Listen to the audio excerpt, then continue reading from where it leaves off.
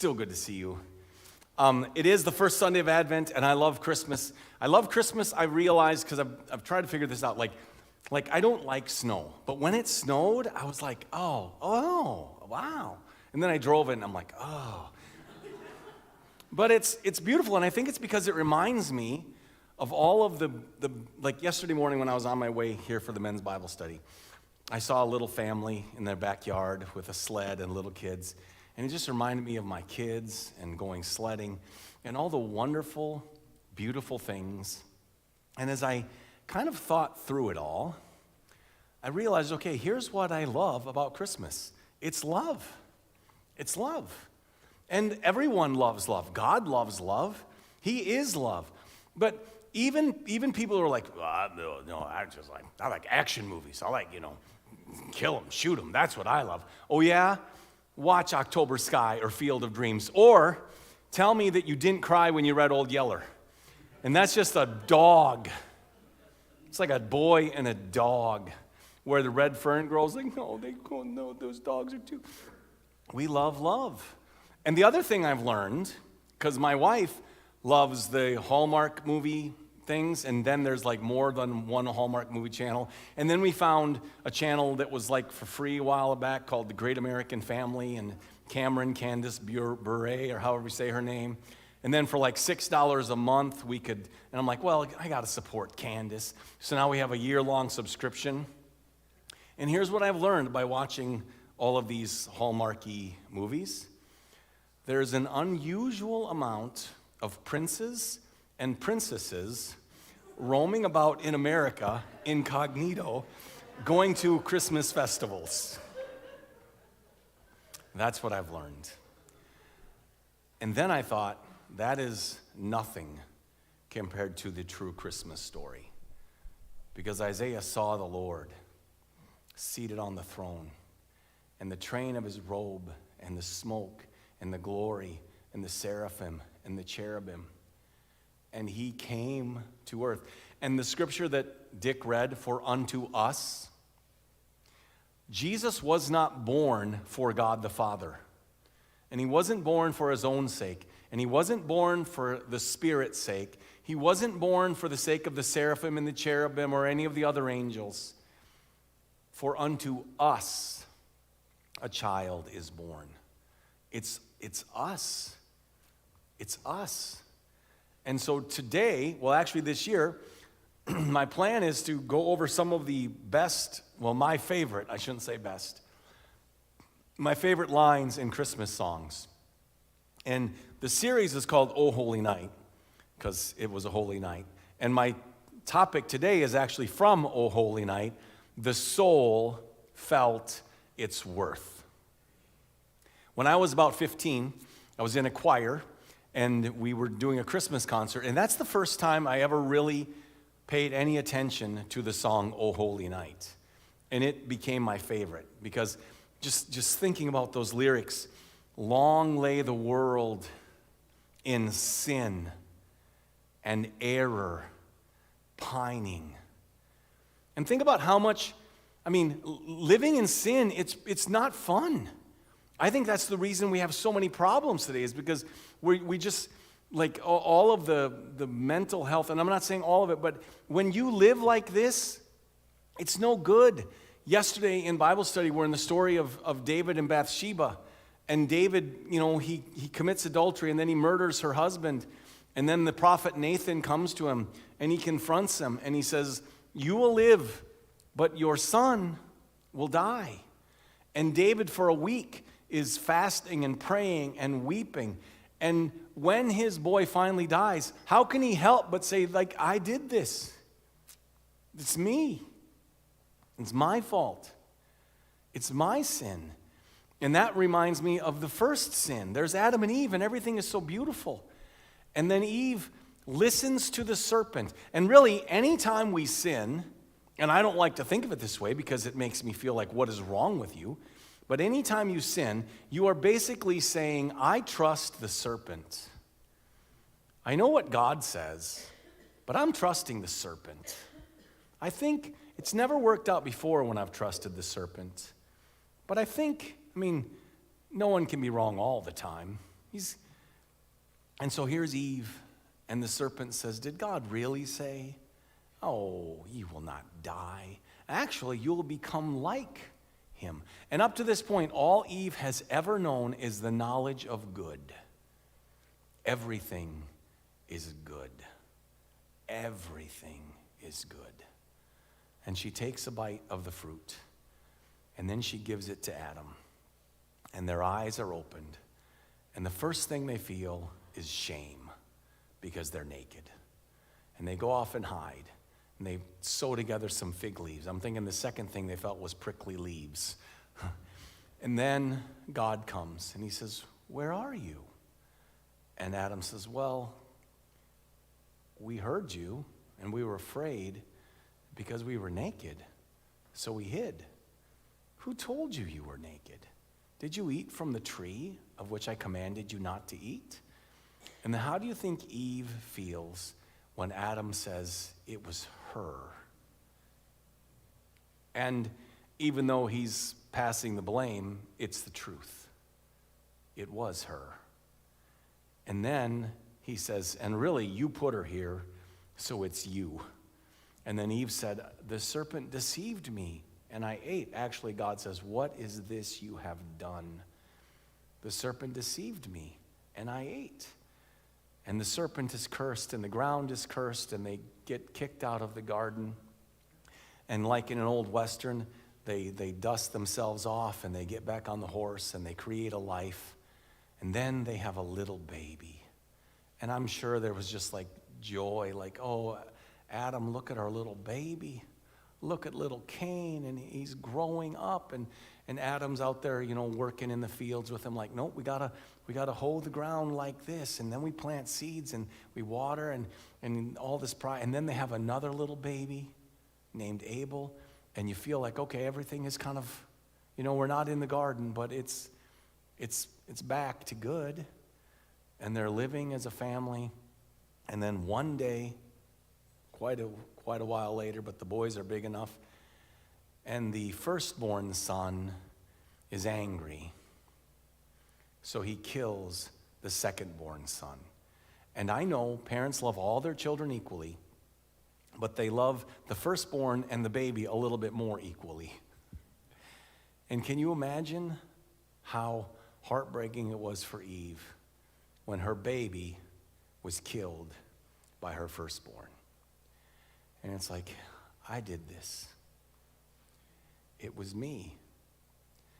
And long lay the world in sin and error, pining. But I love these words, till he appeared and the soul felt its worth. And you see, we don't really feel the worth of our souls. And we certainly don't see the worth of our souls. One of the things that I've learned working with young people is how mean they are. And they're like 4th and 5th and 6th grade mean, but it's mean. Like they call each other names, they like just things that don't even make sense. They're just like mean. And you wonder, why are you so mean? There's an author, and I don't remember his name, and the author said the only difference between a 75-year-old man and the 3-year-old boy is the 75-year-old man has learned how to say, no thank you, I don't want any oatmeal. All the young boy knows how to do is flip the bowl over and splash it and throw it on the floor, because he doesn't have the power to say, no thank you, I don't want the oatmeal. And the truth is, even though we are older and we may not say things out loud, we think things. We think things. And how many of you, what are some of the sayings that you've heard that are pretty disparaging? Things like, okay, I'll give you a farm boy one. I don't know if this is polite in church or not, but on the farm they would say this: you're as worthless as tits on a boar. Yeah? You have to, I guess, maybe be from a farm. Any of you know anything like that? Ever heard anything like that? Throw some out. This is not just me talking. This is your part too. Chris Polster, you got to have one. Like something worthless, like where people said things like, you aren't worth your salt or something like that. Well, that's a good one. Okay, well, that one's yours. Anybody on this side have any? Dumb as a rock. That's pretty good, because rock's not too intelligent. Anyone else? Wait, I heard two at the same time. Start over here. There we go. There we go. What did you say, George? Dumb as a bag of hammers. I've never heard that one. Dumb as a bag of hammers. That's worse than a rock, I would think. It's a whole bag of them. Say that one again. Half a bubble out of plum. Wow, you guys must work with a lot of carpenters. Any others? I'll tell you some. You're a waste of space. You're not worth the air that you breathe. I mean,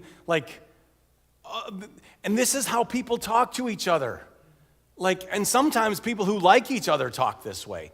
And I know I told you that we love. I think part of the reason that we don't actually feel this love that we live in is because we judge all the time. How many of you, don't raise your hands, how many of you just today, now it's about 11:25, so you've had a good, 5 hours depending on how early you got up. You've had a good 5 hours to judge people. How many of you have already today judged people? Maybe you judged people that you rode to church with. Or maybe you judged people that you thought about that you had Thanksgiving with, even though they're your family. And you're like, why do they, oh. Or maybe you judged people that were driving slower than you on the way to church. Or people that are driving faster than you on the way to church. It's just what we do. And all of it devalues the soul. It devalues people. So today I want to show you some scriptures, and we're kind of going to time travel, because we're going to go to the beginning, and then we're going to go to the New Testament. And we're going to start in Genesis chapter 1, and I tried to figure out what to cut, because I know I should have cut something, because it's too many verses. But it's so majestic and beautiful, I thought I'll just read through them. It's so good. So here we go. Oh, you know what, actually? It should be chapter 1. Sorry, Doug. It's 1 through 28, I believe, and then 2, verse 7. But I'll just start, because you all know it. In the beginning, God created the heavens and the earth. How big is He? That in the beginning, what did He do? He created the heavens and the earth. And the earth was without form and void, and darkness was over the face of the deep, and the Spirit of God was hovering over the face of the waters. And when I imagine this, I picture the ocean just rocking and waving and crashing, and I picture moonlight shining down so I can see it, except I know that in the real story there was no moonlight, because it says it was just darkness. Just picture that earth, just dark, crashing waves. But the Spirit of God was hovering over the face of the deep. And God said, "Let there be light." Those are the first words God speaks in the Bible. Let there be light. And from this time on, light and darkness is a theme throughout the scriptures. We are children of the light. Let there be light, and there was light. And God said, I'm stuck. Oh, wait. Oh, no, I'll be patient. Just throwing this out there. John Lennox, he says that the first use of day, right here, God called the day light, or He called the light day. The first use of day in the Bible isn't of a 24-hour period of time. It's of the period of time when it is light. And God saw that the light was good, and God separated the light from the darkness. And God called the light day, right there. And the darkness He called night. And there was evening, and there was morning, the first day. And God said, "Let there be an expanse in the midst of the waters, and let it separate the waters from the waters." And God made the expanse, and He separated the waters that were under the expanse from the waters that were above the expanse, and it was so. And God called the expanse heaven. Other translations say sky. This day is always a little confusing, because what is all this expanse and day and water? And so knowing that Moses wrote the book of Genesis about, 3,500 years ago-ish, I thought, who would ever think that there is a bunch of water above our head? Because if you ask a little kid, is there a bunch of water? No, it would fall down. I know how water works. So I just decided to Google, thinking, how did Moses know there was this water? Now, I get it. He was inspired by God. But here's I'll drop some knowledge on you. Now, again, there are also different ideas about how much water, because it depends on your view of the flood, because some people say the atmosphere was so much denser pre-flood, that's how people lived to be 900 years old, and some people say, no, that's not how it works. So just the atmosphere you have right now. 37.5 million billion gallons of water in the atmosphere. I'm like, how did Moses know there was that much water up there? Well, because God told him, Moses, here's what I did. I have separated the waters above from the waters beneath. And I called the middle the heavens, or the sky. And there was morning, there was evening, and there was morning the second day. And God said, let the waters under the heavens be gathered together in one place, and let the dry land appear. And for years, people would say, yeah, see, that proves the Bible isn't true, because there are 7 continents. And then some guy, inspired by the scriptures, by the way, he looked at the continents and he's like, you know what? I think maybe at one time they were all together. And they're like, oh yeah, like Africa just floated off to Africa. Right. And now it's a scientific accepted fact, Pangea, that once upon a time, all the land was together in one place, which meant all the seas were together in one place. And you're like, how did Moses know that? He hadn't even flown on a plane. Well, because this is the word of God. And it was so. And God called the dry land earth. By the way, the other interesting thing about this, all of our planets are named after false gods. Mars, Venus, Mercury, Jupiter, Neptune. Only one isn't. And that's because God named it. He named it. Why are you laughing? God called the dry land earth, and the waters that were gathered together he called seas. And God saw that it was good. And God said, let the earth sprout vegetation, plants yielding seed, and fruit trees bearing fruit in which is their seed, each according to its kind on the earth. So now we have the water, and now we need plants. We got the land, we need plants. So God said, let the earth sprout forth. And the earth brought forth vegetation, plants yielding seed according to their own kinds, and trees bearing fruit in which is their seed, each according to its kind. And God saw that it was good. And there was evening, and there was morning the third day. And the first 3 days, they're good, but they're the boring days, in my opinion. Okay, the heavens and the earth, that's kind of a big deal. But it seems like that's actually explaining what happens on these days. But anyway, and I know there's debate about the days. There's debate about old earth, young earth. I don't want to fight about it, because it's not, here's what matters to me. Do people believe that in the beginning God? Like some of my favorite scientists and authors are old earth people. I'm like cool with that. Like, hey, great, good. You guys are smart. Now, if I had to choose, I would be a young earth person, not for any scientific reason though, although I do think there are some scientific reasons for that. But it would be because the Apostle Paul says, death entered the world through sin. And the only reason to allow for an ancient earth is for the fossil records.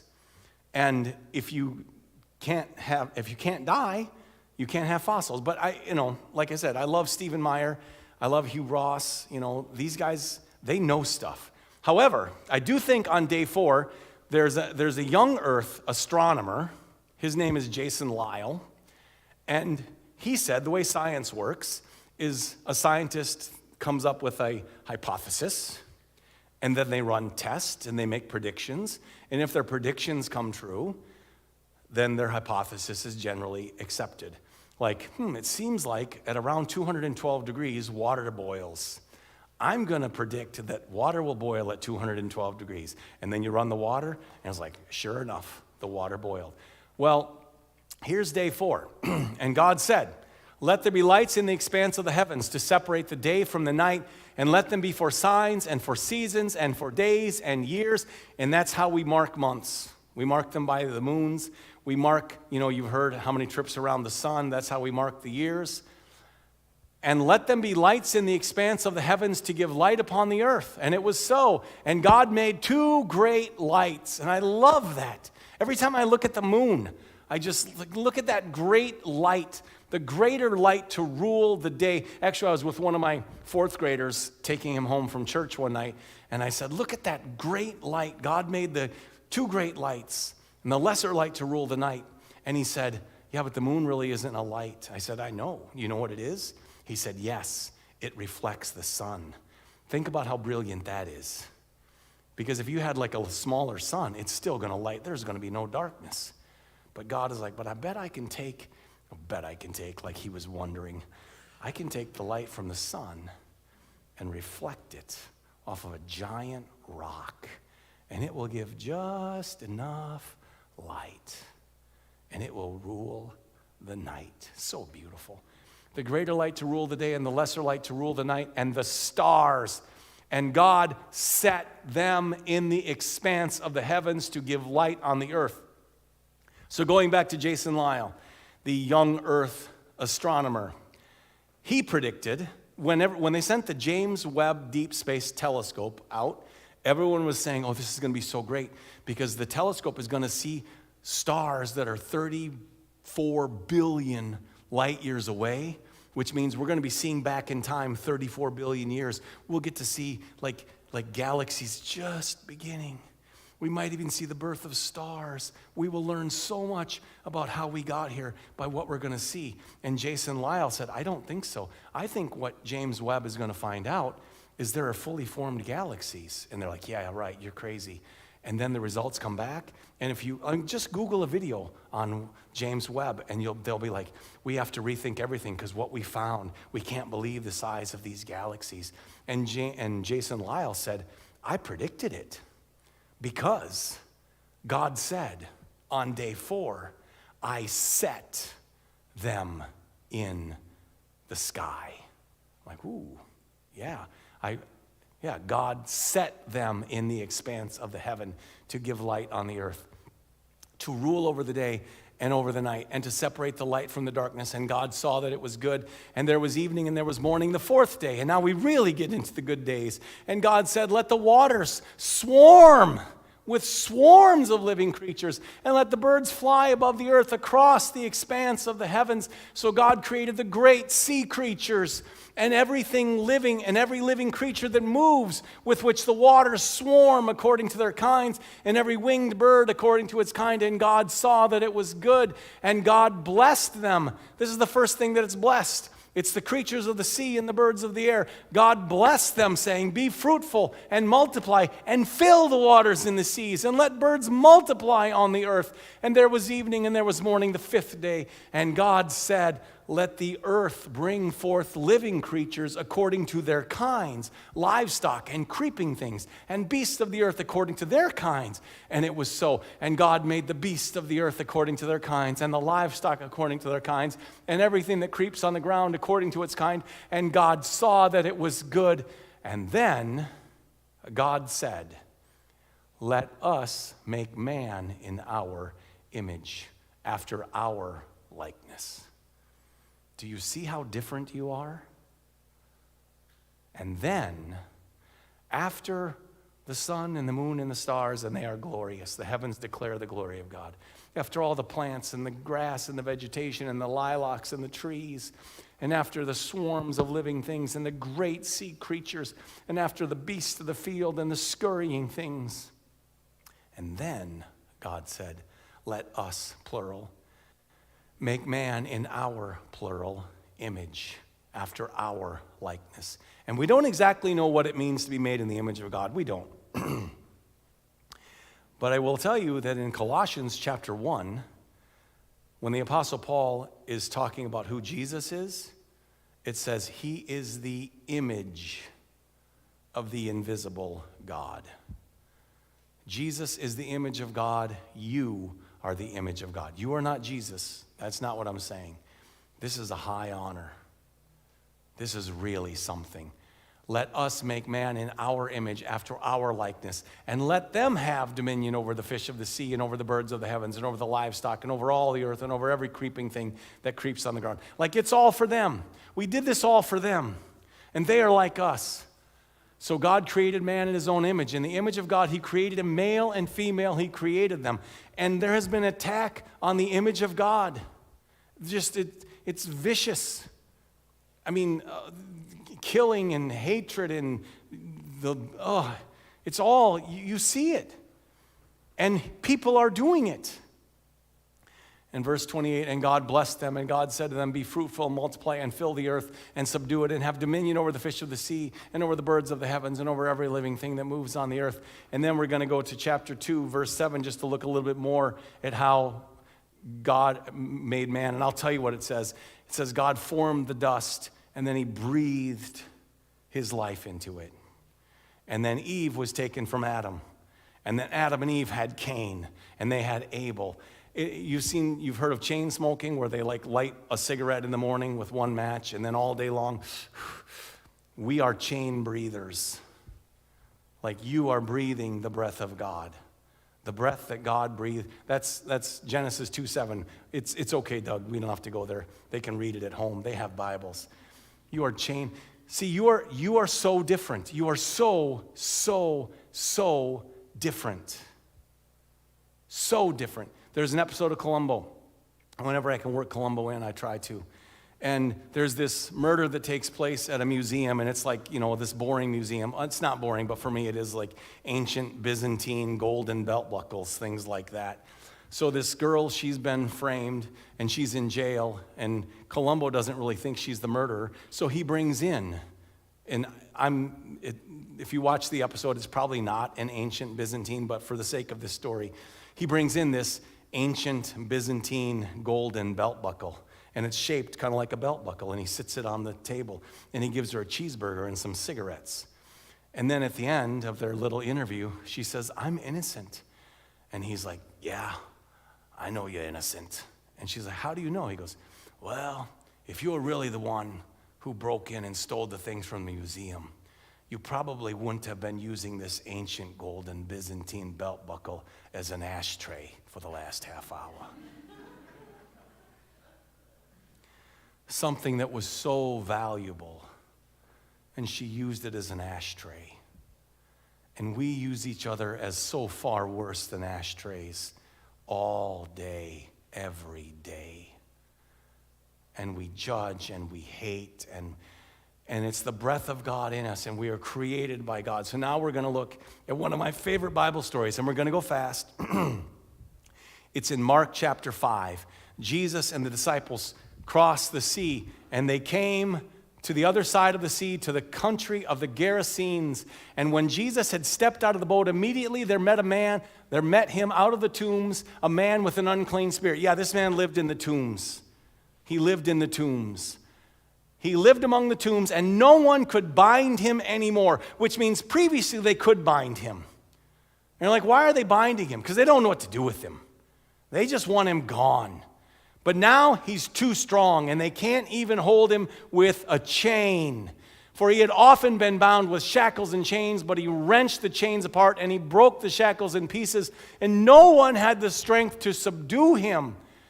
Night and day among the tombs and on the mountains, he was always crying out and cutting himself with stones. And all of the people are just like, just go away. And do you think the parents let their kids go in there? Stay away from the crazy man. And I don't know whether they knew he was demon-possessed or not, but I just know they didn't want to have anything to do with him. We can't chain him up anymore. Just let him be. He's out there howling, running around naked, cutting himself. And when he saw Jesus from afar, he ran and he fell down before him, and crying out with a loud voice, he said, and these are the demons inside of him, "What have you to do with me, Jesus, Son of the Most High God? I adjure you by God, do not torment me." For he was saying to him, "Come out of the man, you unclean spirit." And Jesus asked him, "What is your name?" And he replied, "My name is Legion, for we are many. So we go back and forth between singular and plural. He replied, we are many. And legion, by the way, is about 6,000. And he begged him, the demons, not to send them out of the country. Now a great herd of pigs was feeding there on the hillside, and they begged him, saying, send us into the pigs. Let us enter them. So now they're begging Jesus, just let us go to the pigs. We realize we can't be in him anymore. Let us go to the pigs. Jesus gives them permission. I don't exactly know why. Maybe it was the point of the story.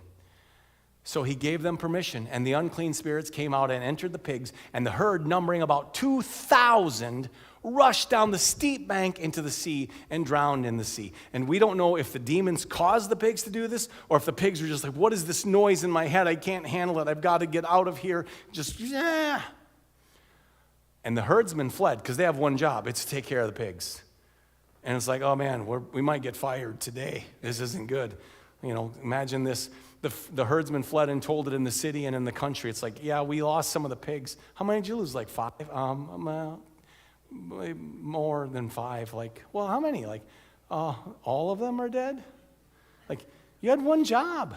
Yeah, well, we got to tell you a crazy story. And the people came to see what it was that had happened. And they came to Jesus, and they saw the demon-possessed man, the one who had the legion, sitting there, and he was clothed, and he was in his right mind. He was like perfectly normal, just like you and me, except normal. And he's in his right mind, and he's clothed, and he's talking, and he's listening to Jesus. And they were afraid, and those who had seen it described to them what had happened to the demon-possessed man and to the pigs, and they began to beg Jesus to depart from their region. They wanted Jesus out of there because they just lost 2,000 pigs. Now, I don't know how many of you keep up on the hog market, but roughly, in today's dollar, 2,000 full-grown pigs ready to be slaughtered would be, I'm rounding down for the ease of math, $400,000. That's a chunk of change. And the people cared a lot more about the $400,000 worth of pigs than about the crazy, howling, tomb-living man. And they were just like, we're begging you, go away. So I'm teaching this to my little kids. And I say, what did the people care more about, the pigs or the man? And they're like, the pigs. I say, what did Jesus care more about? One tormented man or 2,000 pigs? And like, we cared more about the man. Well, what if it was 5,000 pigs? Do you think Jesus would have cared more about the 5,000 pigs? He says, no, he still would have cared more about the man. How many pigs do you think? And they're like, oh, not all the pigs in all the world. Well, what if it was not just all the pigs, but all the creatures of the sea, great and small, and all of the birds of the air, and all of the beasts of the field, and all of the creeping and scurrying things? Do you think Jesus would care more about all of those animals or about the one tormented man? And that is how he feels about you. Your soul has so much value. And you may think of yourself as an ashtray. You are so much more. Jesus said, what can a man give in exchange for his own soul? What does it profit a man if he gains the whole world and loses his own soul? And so in closing, we are going to sing O Holy Night, because there's a line in it you might have heard. Long lay the world in sin and error pining till he appeared and the soul felt its worth.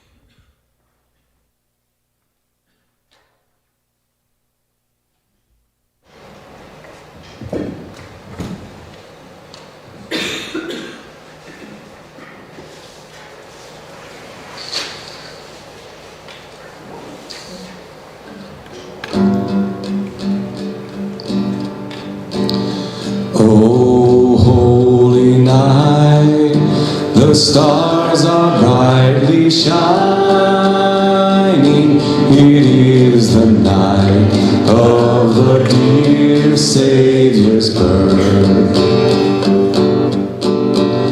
Long lay the world in sin and error pining, till he appeared and the soul felt its a thrill of hope. The weary world rejoices, for yonder breaks a new and glorious morn. Fall on your knees, oh, hear the angel voices, oh, night divine, oh, night when Christ was born, oh, night, oh, holy night, oh, night divine, led by the light of faith serenely beaming, with glowing hearts by his cradle we stand. So led by light of a star sweetly gleaming, here came the wise men from Orient land. The King of Kings lay thus in lowly manger, in all our trials, born to be our friend. He knows our need, to our weakness is no stranger. Behold your King before him lowly bend. Behold your King before him lowly bend. Truly he taught us to love one another. His law is love, and his gospel is peace. Chains shall he break, for the slave is our brother, and in his name all oppression shall cease. Sweet hymns of joy in grateful chorus raise we, let all within us praise his holy name. Christ is the Lord, oh, praise his name forever. His power and glory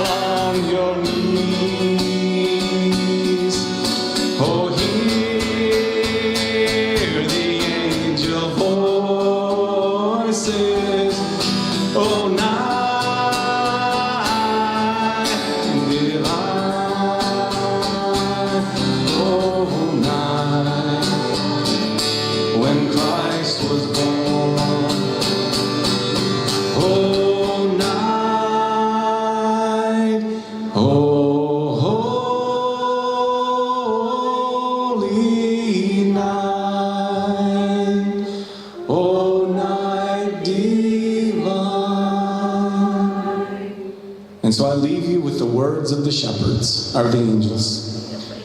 Do not be afraid. I bring you good news of great joy for all the people. For unto you a Savior has been born. He is Christ the Lord. Amen.